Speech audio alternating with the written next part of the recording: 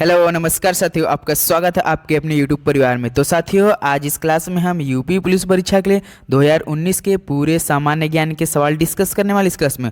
तो देखिए साथियों, 2019 में आपका यूपी पुलिस परीक्षा में जीके जीएस का सवाल कैसा पूछा था। साथियों 2019 के बाद ये डायरेक्ट 2024 में इतनी बड़ी आपके लिए वैकेंसी आई है, तो आपको इस बार सीने पर वर्दी चाहिए, तो आपको जंग के मैदान में उतरना ही पड़ेगा।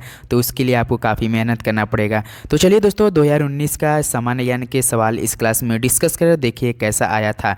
तो देखिए आज का प्रश्न दिया है, ने अधिग्रहित चरित्र की विरासत के सिद्धांत को प्रतिपादित किया। तो साथियों, किसने अधिग्रहित चरित्र की विरासत के सिद्धांत को प्रतिपादित किया? तो आपके जीन बैप्टिस्ट लैमार्क ने किया था। तो ऑप्शन ए आपका बिल्कुल राइट ऑप्शन है। किसने किया साथियों? जीन बैप्टिस्ट लैमार्क ने। तो ऑप्शन ए आपका बिल्कुल राइट ऑप्शन है। तो चलिए प्रश्न नंबर दूसरे बढ़ते हैं। देखिए प्रश्न दूसरा दिया है, rebooting India realising a billion experience नामक पुस्तक के लेखक कौन है? तो बताइए, rebooting India realising a billion aspirations नामक पुस्तक के लेखक कौन है? तो नंदन नीलेकणी है। कौन है साथियों? नंदन नीलेकणी है। तो ऑप्शन बी आपका बिल्कुल राइट ऑप्शन है। तो प्रश्न नंबर तीसरे पे पढ़ते हैं। प्रश्न तीसरा दिया है, पूर्ण रूप से जीएसटी की सिफारिश द्वारा की गई थी। तो बताइए, पूर्ण रूप से जीएसटी की सिफारिश किसके द्वारा की गई थी? तो ये की गई थी विजय केलकर टास्क फोर्स के द्वारा। तो ऑप्शन बी क्या है साथियों? विजय केलकर टास्क फोर्स के द्वारा जो कि पूर्ण रूप से जीएसटी की सिफारिश की गई थी। तो चलिए प्रश्न नंबर 4 पे बढ़ते हैं। प्रश्न 4 दिया है, भारत का पहला साइबर पुलिस स्टेशन स्थापित किया गया था। तो बताइए, भारत का पहला साइबर पुलिस स्टेशन स्थापित किया गया था आपके बंगलुरु में। तो ऑप्शन सी आपका बिल्कुल राइट ऑप्शन है। तो प्रश्न नंबर 5 देखते हैं। प्रश्न 5 दिया है, कब संयुक्त प्रांत का नाम बदलकर उत्तर प्रदेश किया गया था? तो बताइए, कब संयुक्त प्रांत का नाम बदलकर उत्तर प्रदेश किया गया था? तो 24 जनवरी 1950 को किया गया था। तो ऑप्शन बी बिल्कुल राइट ऑप्शन है। तो प्रश्न नंबर 6 पे बढ़ते हैं। प्रश्न 6 दिया है, काला नमक चावल की किस्म को एक जिला एक उत्पाद योजना के तहत उत्तर प्रदेश के किस जिले से उत्पाद के रूप में चुना गया है? तो बताइए, काला नमक चावल की किस्म को एक जिला एक उत्पाद योजना के तहत उत्तर प्रदेश के किस जिले से उत्पाद के रूप में चुना गया है? तो साथियों ये सिद्धार्थनगर से। तो ऑप्शन बी बिल्कुल राइट ऑप्शन है। तो प्रश्न नंबर 7 देखते हैं। प्रश्न 7 दिया, सूफी कवि अमीर खुसरो का जन्म उत्तर प्रदेश के किस जिले में हुआ था? तो बताइए, सूफी कवि अमीर खुसरो का जन्म उत्तर प्रदेश के किस जिले में हुआ था? तो हुआ था एटा में। कहाँ हुआ था? एटा में। ऑप्शन सी बिल्कुल राइट ऑप्शन है। तो प्रश्न नंबर 8 पे बढ़ते हैं। प्रश्न 8 दिया है, बहू बेगम का मकबरा उत्तर प्रदेश में स्थित है। तो बताइए, बहू बेगम का मकबरा उत्तर प्रदेश के में स्थित है। तो फैजाबाद में स्थित है। तो ऑप्शन डी बिल्कुल राइट ऑप्शन है। तो प्रश्न नंबर 9 देखते हैं। प्रश्न 9 दिया है, निम्नलिखित में से किस प्रसिद्ध भारतीय शास्त्रीय गायिका को उसके शिष्यों द्वारा प्यार से अप्पा जी बुलाया जाता था? तो बताइए, किस प्रसिद्ध भारतीय शास्त्रीय गायिका को उसके शिष्य द्वारा प्यार से अप्पा जी बुलाया जाता था? तो किनको बुलाया जाता था? गिरिजा देवी को। तो ऑप्शन ए बिल्कुल साथियों राइट ऑप्शन है। तो प्रश्न नंबर 10 देखते हैं। प्रश्न 10 दिया है, उत्तर प्रदेश के वर्तमान मुख्यमंत्री योगी आदित्यनाथ संप्रदाय से संबंधित है। तो बताइए, इस समय उत्तर प्रदेश के मुख्यमंत्री योगी आदित्यनाथ जी किस संप्रदाय से संबंधित है? तो नाथ से संबंधित है। किससे साथियों? नाथ से। तो ऑप्शन भी बिल्कुल राइट ऑप्शन है।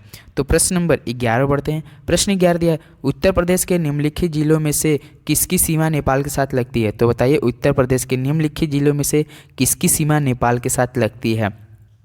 तो महाराजगंज की। किसके साथियों? महाराजगंज की। ऑप्शन भी बिल्कुल राइट ऑप्शन है। तो प्रश्न नंबर 12 देखते हैं।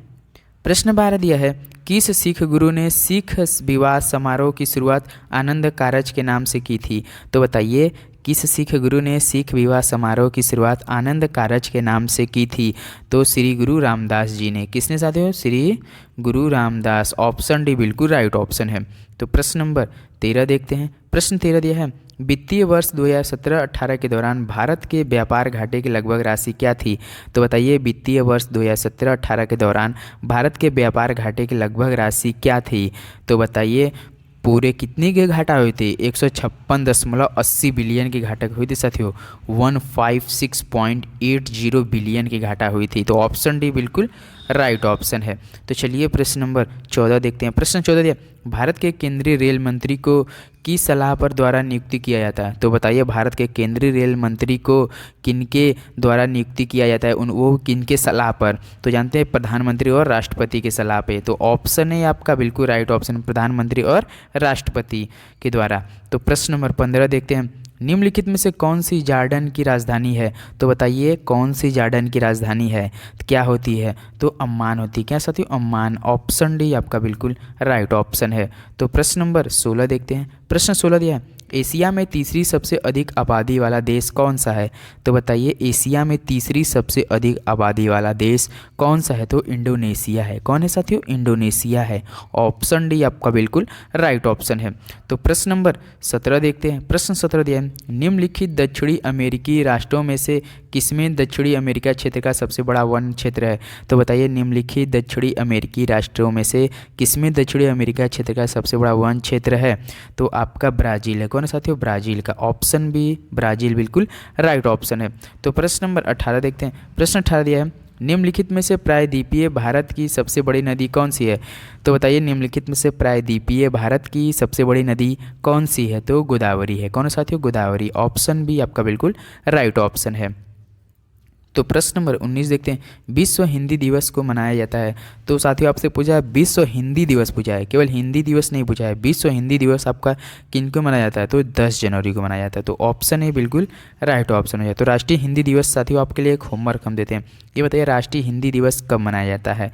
तो प्रश्न नंबर 20 देखते हैं, निम्नलिखित विकल्पों में से पुनरुदा उत्पादक बीज उत्पादक पौधे का नाम चुनिए। तो साथियों निम्नलिखित विकल्पों में से पुनरुत्पादक बीज उत्पादक पौधे का नाम चुनिए। तो कौन सा? ब्रेड मोल्ड होता है। क्या साथियों? ब्रेड मोल्ड होता है। ऑप्शन बी बिल्कुल राइट ऑप्शन है। तो प्रश्न नंबर 21 देखते हैं। प्रश्न 21 दिया है, पौधों में पानी और पोषक तत्वों के परिवहन के लिए संवहनी ऊतक को क्या कहा जाता है? तो बताइए पौधों में पानी और पोषक तत्वों के परिवहन के लिए संवहनी ऊतक को क्या है? जैसे पौधों में सब पानी और पोषक किसके वजह से ऊपर जाता है? तो ये जाइलम के द्वारा जाता है। ऑप्शन सी बिल्कुल राइट ऑप्शन है। और भोजन किसकी वजह से साथियों? फ्लोएम की वजह से, याद रखिए। पानी किसकी वजह से? जाइलम, भोजन और फ्लोएम के। तो प्रश्न नंबर 22 देखते हैं, पेड़ पौधों में निषेचन के बाद अंडाशय परिवर्तित होता है। तो बताइए पेड़ पौधों में निषेचन के बाद अंडाशय परिवर्तित होता है, वो भी फल में। किसमें साथियों? फल में होता है। ऑप्शन डी आपका बिल्कुल राइट ऑप्शन है। तो प्रश्न नंबर 23 देखते हैं। प्रश्न 23 दिया है, अंतर्राष्ट्रीय न्यायालय किस देश में स्थित है? तो बताइए अंतर्राष्ट्रीय न्यायालय किस देश में स्थित है? तो आपके नीदरलैंड में। कहाँ साथियों? द हेग, नीदरलैंड में। ऑप्शन है बिल्कुल राइट ऑप्शन है। तो प्रश्न नंबर 24 देखते हैं। प्रश्न 24 दिया, एशियाई खेल 2018 में पदक तालिका में शीर्ष रहने वाले चीन ने कितने स्वर्ण पदक जीते थे? तो बताइए एशियाई खेल 2018 में पदक तालिका में शीर्ष रहने वाले चीन ने कितने स्वर्ण पदक जीते थे? पूरे 132 जीते थे। कितने साथियों? 132। ऑप्शन डी आपका बिल्कुल राइट ऑप्शन है। तो प्रश्न नंबर 25 देखते हैं। प्रश्न 25 दिया है, भारतीय शास्त्रीय नृत्य शैली जागोई पारंपरिक रूप से राज्य से संबंधित है। तो बताइए भारतीय शास्त्रीय नृत्य शैली जागोई पारंपरिक रूप से किस राज्य से संबंधित है? तो ये आपका मणिपुर से। कहाँ साथियों? मणिपुर से। ऑप्शन डी आपका बिल्कुल राइट ऑप्शन है। तो प्रश्न नंबर 26 देखते हैं। प्रश्न 26 दिया, उस्ताद अमजद अली खान किस वाद्य यंत्र के लिए जाने जाते हैं? तो बताइए उस्ताद अमजद अली खान किस वाद्य यंत्र के लिए जाने जाते हैं? तो आपके ये सरोद के लिए। किसके लिए? सरोद के लिए। ऑप्शन है आपका बिल्कुल राइट ऑप्शन है। तो प्रश्न नंबर 27 देखते हैं। 1905 में भारत माता की प्रख्यात छवि को किसने बनाई थी? तो बताइए 1905 में भारत माता की प्रख्यात छवि को किसने बनाई थी? तो अवनींद्रनाथ टैगोर ने बनाई थी। किसने साथियों? अवनींद्रनाथ टैगोर। ऑप्शन सी आपका बिल्कुल राइट ऑप्शन है। तो प्रश्न नंबर 28 देखते हैं। प्रश्न 28 दिया, भारत में राष्ट्रीय उपभोक्ता दिवस इस दिन मनाया जाता है। तो साथियों बताइए भारत में राष्ट्रीय उपभोक्ता दिवस किस दिन मनाया जाता है? तो ये मनाया जाता है 24 दिसंबर को। तो ऑप्शन बी आपका बिल्कुल राइट ऑप्शन है। तो प्रश्न नंबर 29 देखते हैं। प्रश्न 29 दिया है, 1965 में ज्ञानपीठ पुरस्कार पाने वाले प्रथम व्यक्ति कौन थे? तो बताइए साथियों 1965 में ज्ञानपीठ पुरस्कार पाने वाले प्रथम व्यक्ति कौन थे?